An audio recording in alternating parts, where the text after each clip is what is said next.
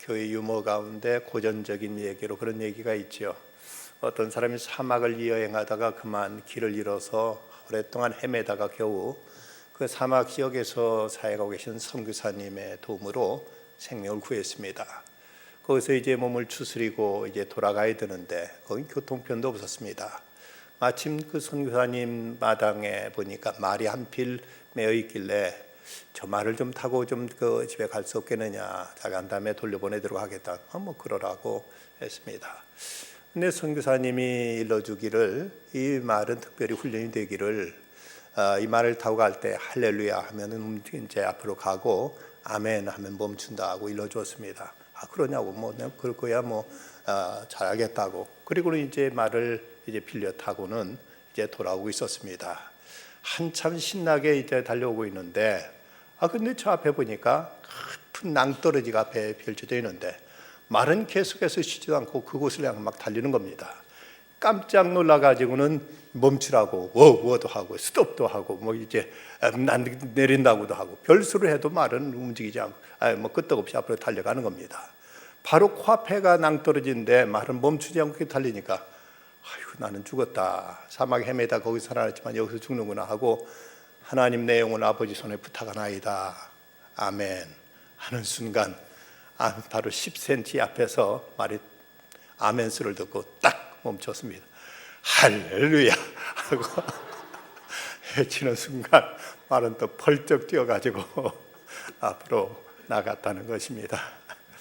이 이야기가 시사하고 있는 바가 뭐냐, 우리가 갈 때가 있고 멈출 때가 있는데 뭐든지 멈출 때 멈춰야 되고 갈 때 가야 되는 것이 우리가 길을 가는 데 있어서 중요한 진리고 교훈이라는 사실입니다.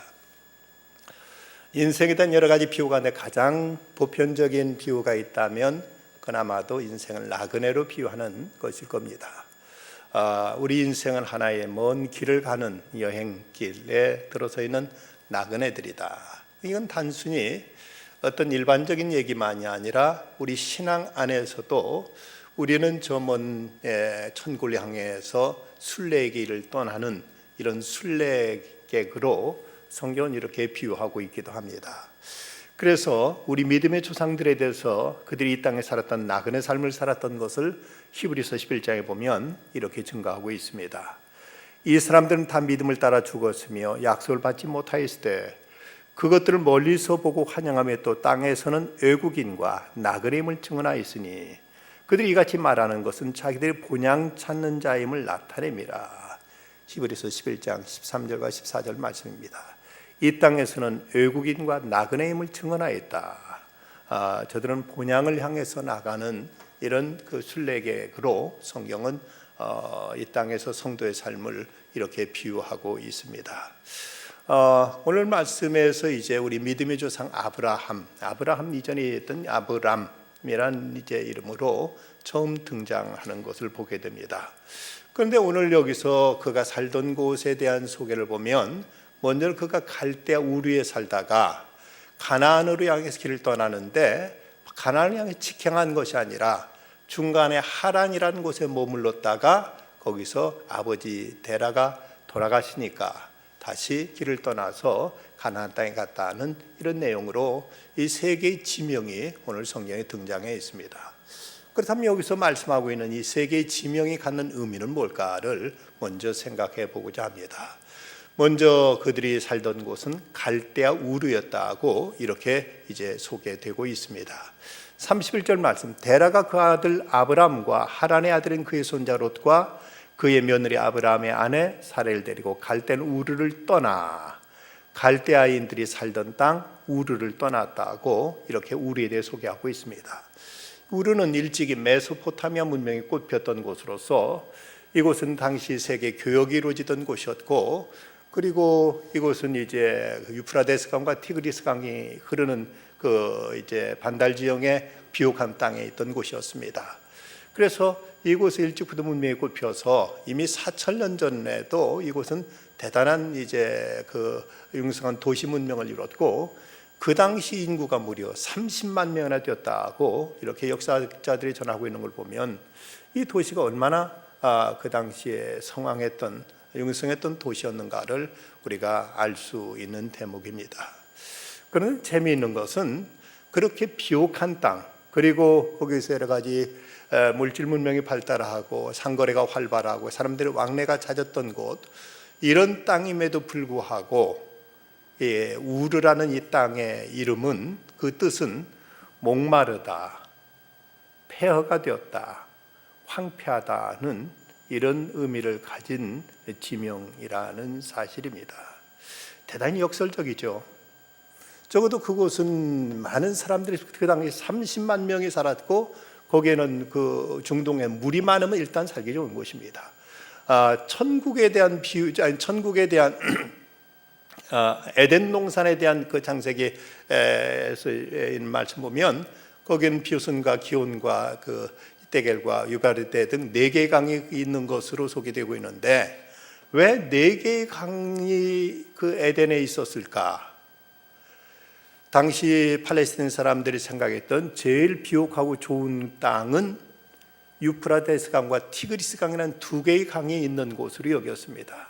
그런데 에덴 동산은 그보다 2배나 더 많은 4개의 강이 있는 곳으로 이제 에덴을, 낙원을 생각할 만큼 그들에게서 물이란 삶에 있어서 가장 인간을 풍요롭게 해주는 이런 것으로 생각해서 유프라테스 강과 티그리스 강이 흐르는 이런 비옥한 땅이었고, 일찍부터 물질 문명이 꽃폈던 곳, 거기서는 도시가 발달했던 곳이었지만 그럼에도 불구하고 이곳은 메마른 곳, 이곳은 목마른 곳, 황폐한 곳이라는 이런 의미를 지니고 있다는 것이 무엇인가 우리에게 시사하는 바가 크다는 것을 깨닫게 됩니다. 그 이유를 여호수아 24장 2절은 이렇게 말씀하고 있습니다. 아브라함의 아버지 나홀의 아버지 데라가 강 저쪽에 거주하여 다른 신들을 섬겼으니, 다른 신들을 섬겼다. 이곳은 우상 숭배가 성행했던 곳이었습니다. 참된 하나님, 생명은 그런 되신 하나님, 창조주 하나님을 섬겼던 것이 아니라 우상을 숭배하던 곳으로서 생명의 주인을 잃어버린 채 그 대신 무엇인가 세상에서 또 다른 것들을 찾아서 저들은 깊은 갈급 속에서 살아갔던 곳이 바로 갈대아 우르였다는 것입니다. 마치 수가성에서 이제 그 한낮에 우물물을 길러 나왔던 여인, 그녀에게는 남편이 5이나 있었지만 그 지금 이 시간 한낮 정오면 그 지역에서는 물 길러 나오지 않은 시간입니다. 햇볕이 장렬하는 그 사막 지역에서는 이때는 사람들 왕래가 별로 없는데, 이때도 혼자 물 길러 온 걸 보면 5 남자를 거쳐서 살았지만 그래도 만족을 몰랐고 또 다른 어떤 사람을 만나기 위해서 여기에 나온 것이 아니냐고 이렇게 해석될 이 수가성 여인, 그러다 예수님 만남으로 그에게 인생의 참된 생수를 발견한 그 여인처럼, 어쩌면 이 갈대우르라는 곳은 이렇게 목마름의 장소, 어떤 갈증이 있는 곳, 그리고 황폐한 곳에서 살던 아브라함에게 하나님은 너는 너희 본토 친척 아버지 집을 떠나서 내가 너에게 지시할 땅으로 가라 해서, 이래서 이제 아브라함에게는 새로운 순례의 길이 시작된 것입니다.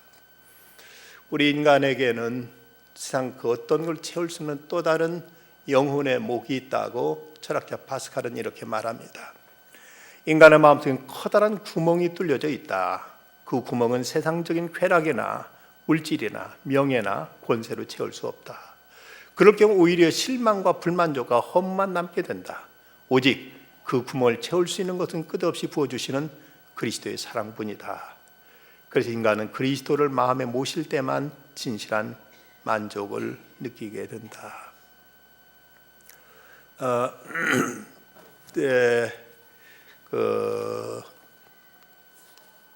브라질에 사는 27살 된 한 동포 자매의 간증 가운데 그런 이야기가 전해집니다. 거기서 그녀는 열심히 공부하고 좋은 성적으로 대학을 졸업하고 법관 시험에 치러서 패스해가지고 27살의 나이에 연방 법원 판사로 임명되어서 브라질 청소년들 사이에서는 우상과 같은 정도로 이렇게 유명한 사람이 되었다고 합니다. 그런데 연방 판사가 된 다음 그녀는 자신과 마찬가지로 어린 나이에 판사가 된 동료의 집에 초대를 받았답니다. 한참 파티가 분위기가 무너지겠는데 그 동료 연방 판사가 갑자기 눈물을 흘리길래 왜 그러느냐고 물었습니다. 그랬더니 그 동료 판사가 이렇게 대답하더랍니다. 젊은 나이에 모든 것을 다 이뤘기 때문에 나는 더 이상 할 게 없다. 나처럼 어린 나이에 연방 판사가 된 너를 보니까 갑자기 슬픈 생각이 밀려든다. 너는 더 이상 성취할 것이 없다는 사실이 절망스럽지 않느냐고 이렇게 말하더라는 것입니다.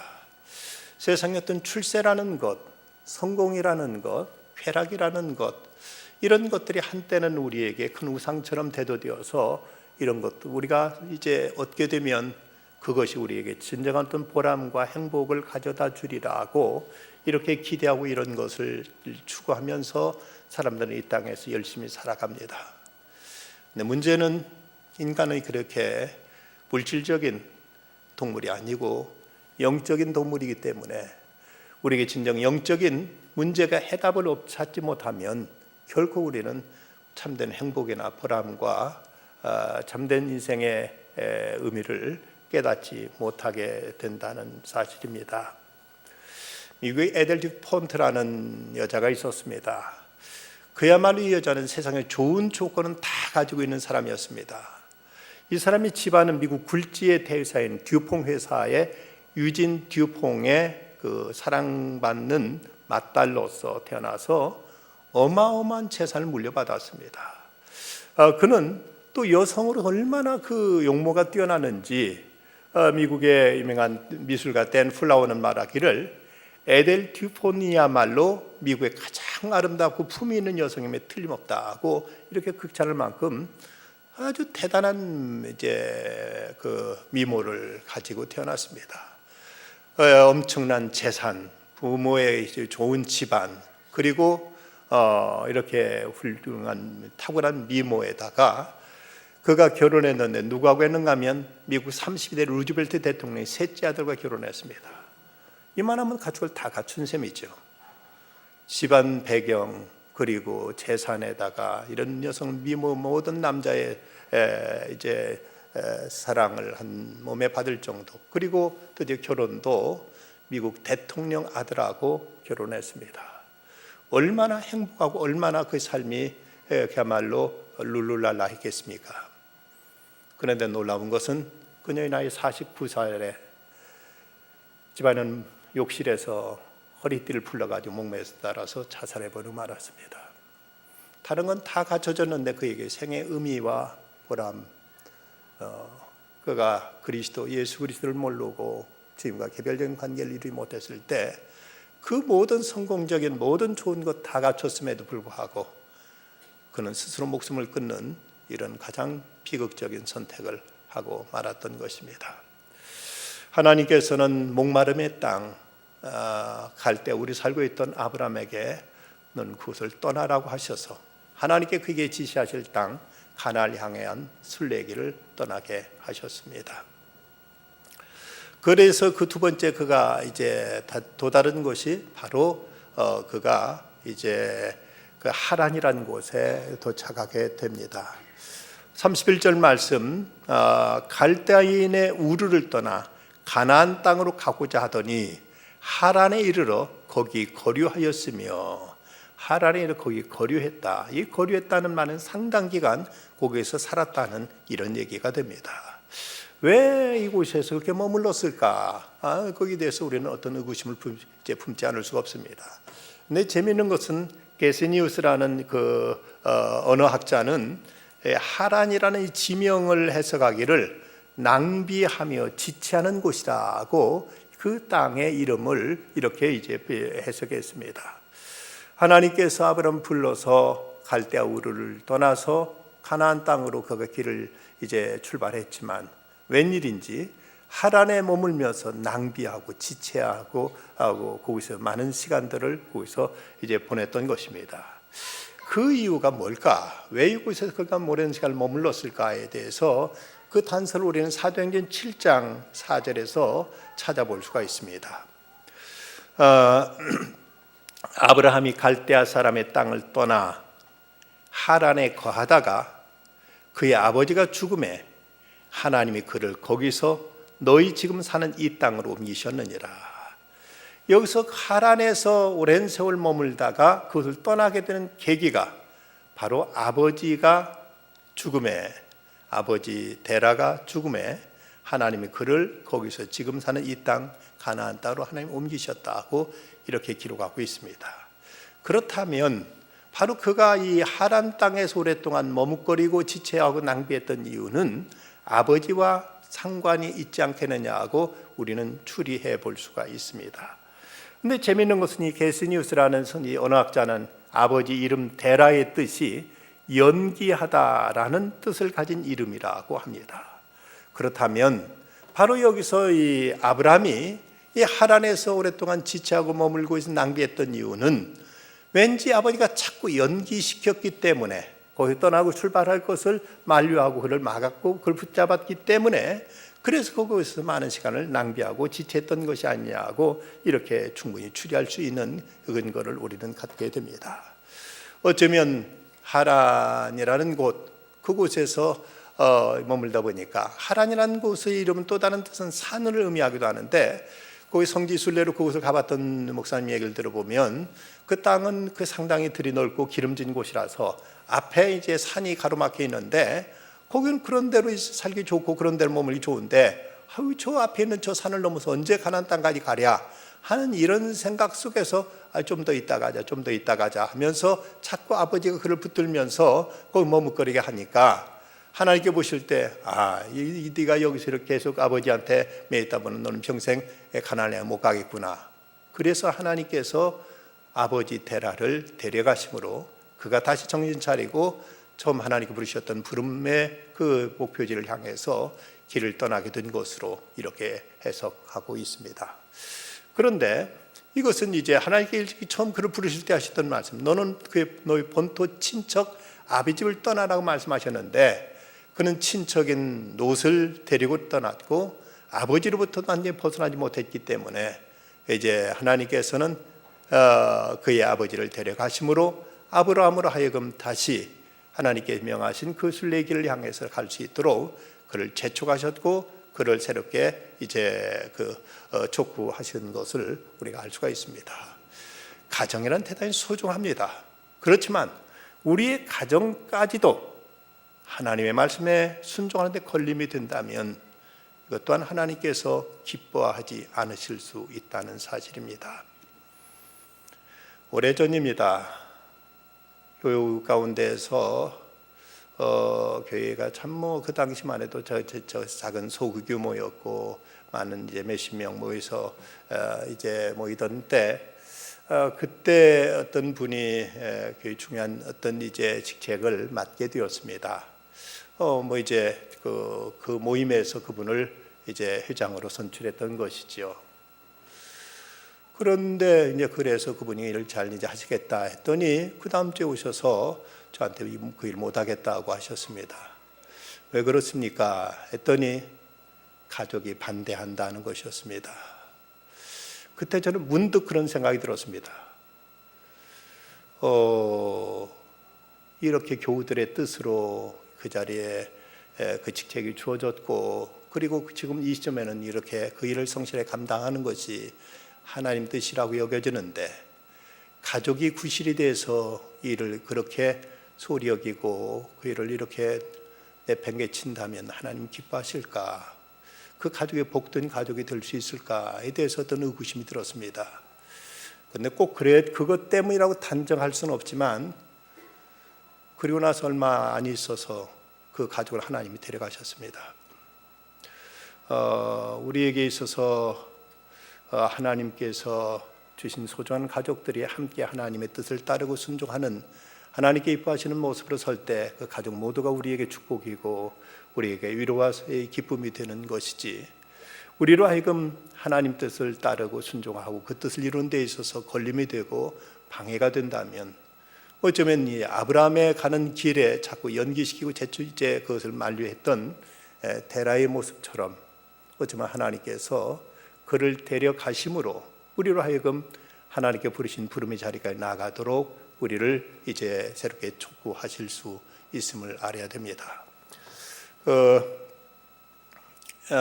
유명한 키엘케고르가 이제 그 소개한 이야기, 덴마크 우수의 철학자던 키엘케고르는 이런 얘기를 들려주고 있습니다. 노르웨이에 살던 드로리 떼가 추워지는 겨울이 이제 다가오니까 어서 이제 날씨가 따뜻한 저 남쪽으로 이제 철새 때를 지어서 날아가는데, 남쪽으로 가다가 어느 이제 그 농촌에 마을에 머물다가 한 집에서 이제 추수하기 위해서 거두들였던 곡식들이 많이 널렸으니까 이것을 이제 주워 먹으면서 그곳에 보냈습니다.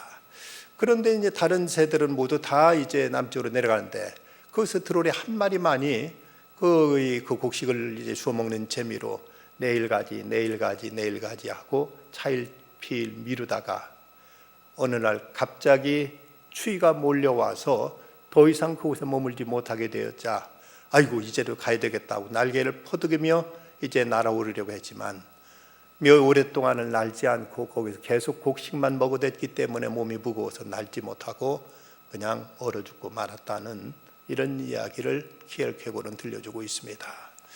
우리에게 하나님 부르심이 있고 하나님 우리에게 명하심이 있는데, 이런 어떤 세상 안일, 또 세상의 어떤 이제 연민, 세상에 대한 어떤 이런저런 이제 이끌림 속에서 우리가 하나님 때 거듭 불순종한다면 어느 때 하나님께서는 우리들의 얽어매고 있는 그 모든 것을 앗아가실 수 있고 그 모든 것을 하나님께 잘라버리실 수 있음을 우리는 알아야 될 것입니다.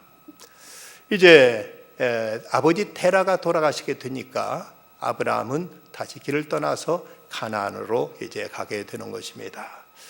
12장 5절로 넘어가 보면 아브라함이 그 아내 사레와 조카 롯과 하란에 모은 모든 소유와 얻은 사람들을 이끌고 가나안 땅으로 가려고 떠나서 마침내 가나안 땅에 들어갔더라. 마침내 가나안 땅에 들어갔더라고 했습니다.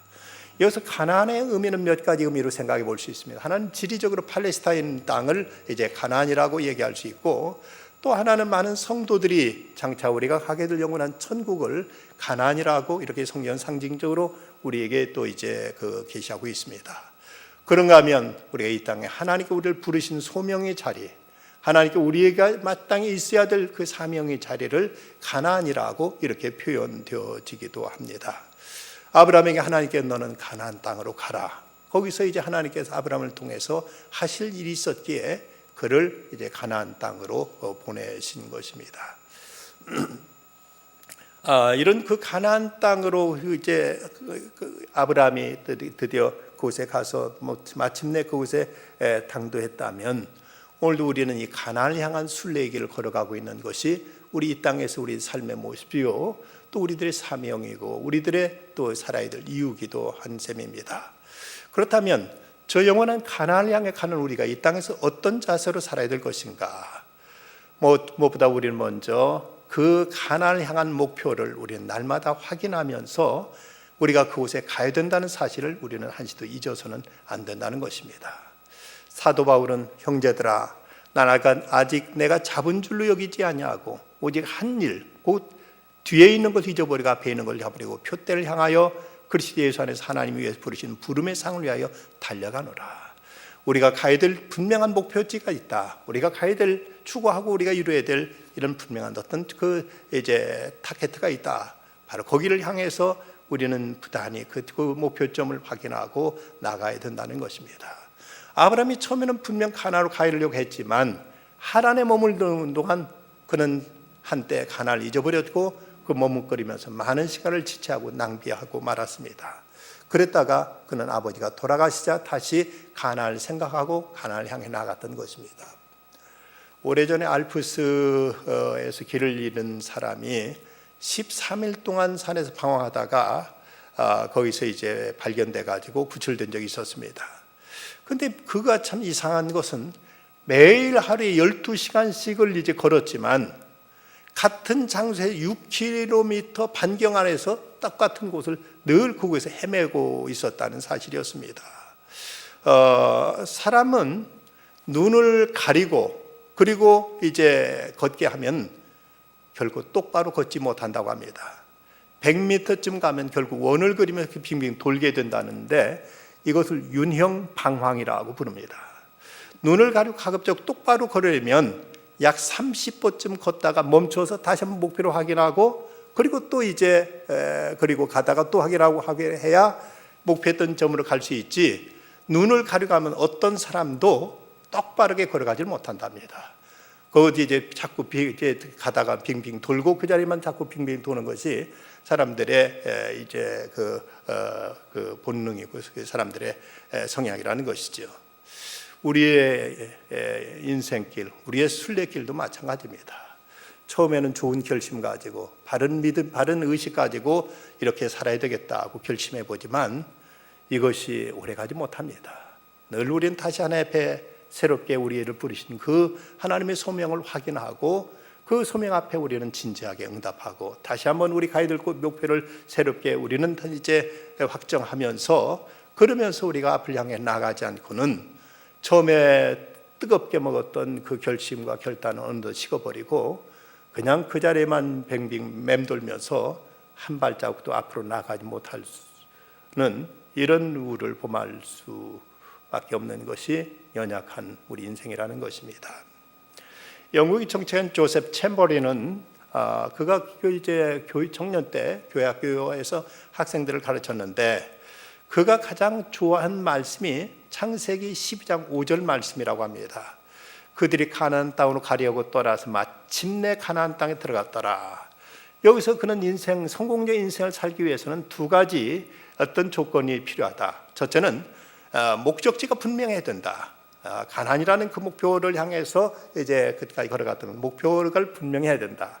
두 번째는 이제 가나안 땅으로 가려고 떠났다는 이제 첫 번째와 두 번째는 마침내 가나안 땅에 들어갔다 하는 말씀한 것처럼 한 번 시작한 것은 끝까지 가야 된다. 이것이 조셉 챔버린의 인생의 하나의 지혜였고 자기 인생의 어떤 그 철칙이었다고 합니다.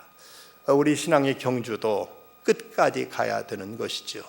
가장 보기 흉한 것은 타다가 꺼져버린 나무 토막처럼 새까맣게 끌린 채 끄름만 남은 나무처럼 신앙생활도 처음에는 제법 뜨겁게 열심히 잘 하는 듯 하다가 그 열정이 식어버린 채 불신앙에 빠져버린 모습처럼 볼썽사납고 추한 모습은 없습니다.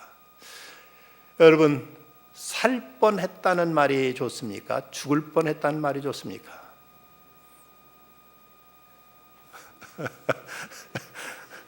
산다니까 살 뻔이 좋다고 생각할지 모르지만 살 뻔했다는 말은 죽었다는 얘기고 죽을 뻔했다는 말은 살았다는 얘기죠. 우리들의 그 믿음 생활에서도 구원받을 뻔한 사람은 이건 대단히 잘못된 겁니다. 우리는 끝까지 처음 먹었던 신앙의 그 각오와 다짐이 끝까지 지켜지고 끝까지 최선을 다해서 목표점에 다달려야 되지, 도중에 멈춰버리고 말면 이처럼 비참하고 이처럼 부끄러운 것이 없다는 사실을 알아야 됩니다. 우리는 믿음의 길을 중단하지 말고 끝까지 인내하며 달려가야 됩니다. 그런가 하면 그날을 대비해서 오늘 주어진 삶에 최선을 다할 것입니다. 예수님께서 마지막 이제 천국 잔치의 비유에서 말씀하신 것처럼 차라리도다 착하고 충성된 종아, 내가 작은 일에 충성했으면 내가 더 큰 것을 내게 맡기리니 내가 내 주인의 즐거움에 참여할지어다 하신 말씀대로 주님 앞에서 잘했다 칭찬받을 수 있도록 오늘 우리들의 삶의 자리에서 우리에게 맡겨진 우리들의 본분, 우리들의 사명, 우리들의 책임, 우리들의 주어진 소명 앞에 최선을 다하는 모습을 살아갈 수 있어야 됩니다. 1세기 성도들은 그들은 믿음을 위해서라면 목숨을 바치는 것을 당연한 것으로 여겼습니다. 적어도 신앙, 예수 그리스도로 말미암아 구원받았다면 우리도 마땅히 주님과 더불어 주님과 함께 어떤 고난도 감수해야 되지 않느냐 하는 것이 1세기를 살았던 성도들의 신앙의 자세였습니다. 그래서 사자굴에도 거침없이 들어갔고 장작더미에 불더미에도 그들은 주저하지 않고 이제 뛰어들면서 믿음을 지켰습니다. 그런데 그럴 수 있었던 것은 그들에게는 분명한 천국에 대한 소망이 있었기 때문이었습니다. 이 땅에서 잠시 잠깐 고난이 있고 시련이 있고 여러 가지 많은 아픔이 있다 할지라도 뭐잖아, 이제 주님 나라에서 주님과 더불어 영광의 자리에 참여한다 하는 이 뜨거운 천국에 대한 소망이 그들에게 불타고 있었기 때문에 이 땅에서 잠시 잠깐 받는 고난에 대해서는 저들은 결코 이것을 이것을 감수하는 것을 주저하지 않았습니다. 그런데 어느 때부턴가 사람들의 신앙이 이 어떤 현실에 안주하고 이 땅에서 잘 살고 이 땅에 출세하는 것을 위한 하나의 신앙의 방편처럼, 수단처럼 이렇게 변질되어 버리고 말았습니다. 이제는 우리나라에서도 일제 때라든가 공산당한테 핍박당할 때만 해도 저 높은 곳을 향하여 날마다 나간다, 하늘 가는 밝은 길이 내 앞에 있으니, 이런 찬송 부르면서 우리 선배들은 그 천국에 대한 신앙을 저들은 새롭게 늘 고백하고 다짐하면서 그 모진 박해도 모진 고난도 이기면서 이 땅에서 순수하게 깨끗하게 믿음을 지켜갔는데, 어느 때인가부터 이 땅에서 잘 되는 것이 마치 이것이 하나님의 축복의 전부인 양 생각하면서, 그러면서 천국에 대한 소망은 점점 잃어버리고 이 세상에서의 출세와 그의 번영과 부와 안일과 쾌락, 이런 것에 점점 빠져가면서 신앙의 그 순결도, 그리고 깨끗하고 거룩한 성도의 삶도 함께 잃어버리고 모든 것 세상과 야합하고 타협하면서, 그러면서 이제 세상 사람들의 비난과 비판의 이제 표적이 되고 말았습니다.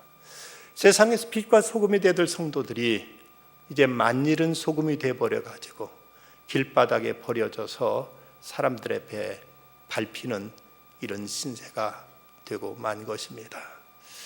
이것이 곧 우리가 가야 될 가나안 땅을 잊어버린, 하란에서 머물고 있는 이제 그 일로 인해서 나타난 어쩌면 당연한 현상이 아니겠는가 하는 생각을 갖게 됩니다. 한국 교회가 또 이 시대 이 땅에 많은 교회가 이렇게 이제 세속화되고 타락한 이유가 바로 가나안을 잊어버리고 있기 때문에, 영원한 천국을 이제 잊어버리고 있기 때문에 그냥 우선 편안하고 좋은 하란에 머물면서 여기서 맹기작거리고 여기서 그 귀한 시간과 세월들을 호송하면서 오늘의 육신의 안일함과 세상의 쾌락, 이런 것만 추구하면서 우리들이 참으로 그토록 하나님께 우리에게 주시길 원하시는 그 영원한 천국에 대한 소망을 잊혀져 버리고 있기에 사람들은 세상 속에 만일은 소금으로 불 꺼진 등잔으로 이렇게 전락해 버리고 있지 않나 싶습니다. 미국의 유명한 헨리 소로우는 노예 제도에 항의해 가지고 납세 거부 운동을 펼치다가 감옥에 갇혔습니다. 그때 그의 친구이며 유명한 그 사상가이자 설교가인 렐프 에머슨이 감옥을 방문해서 철창을 사이에 두고 이제 헨리 소로와 대화를 나눕니다. 문득 그가 그냥 가벼운 마음으로 그저 농담처럼 그가 한 말이, 자네 그 안에 들어가 뭐 하고 있나 하고 헨리 소로를 향해서 렐프 에머슨이 이렇게 물었습니다. 이때 헨리 소로가 되물었던 질문은, 그럼 자네는 밖에서 뭘 하고 있나? 그 질문 앞에 이 에머슨은 큰 충격을 받았습니다. 자기는 그냥 별 생각 없이 가볍게 자네 그 감옥 안에서 뭐 하고 있나 하고 이렇게 말했는데, 그래도 헨리 소로우는 노예제도를 반대하기 위해서 이 악법을 이제 철폐시키고 이제 모든 인간이 동등하게 살아가는 세상을 만들기 위해 투쟁하며 이렇게 감옥에도 갇혀서 이제 뭔가를 하고 있는데, 밖에서 멀쩡하게 있는 나는 뭐 하고 있는가 하는 그 질문 앞에 큰 충격을 받고 그는 그런 말을 합니다. 사상가로서 존경받고 있는 내가 정말 사상을 가졌는가? 크리스찬 이름으로 가임을 가진 내가 정말 마음과 몸속에 예수를 모시고 있는가? 하고 이제 그는 크게 반성했다고 합니다. 어쩌면 우리보다 앞서 천국에 간 성도들이, 당신들은 지금 세상에 무엇 하고 있느냐? 과연 당신들은 땅에서 지금 뭘 하고 있느냐 하고 우리에게 묻는다면 우리는 과연 뭐라고 저들에게 대답을 할 것인가? 깊이 고민할 문제입니다.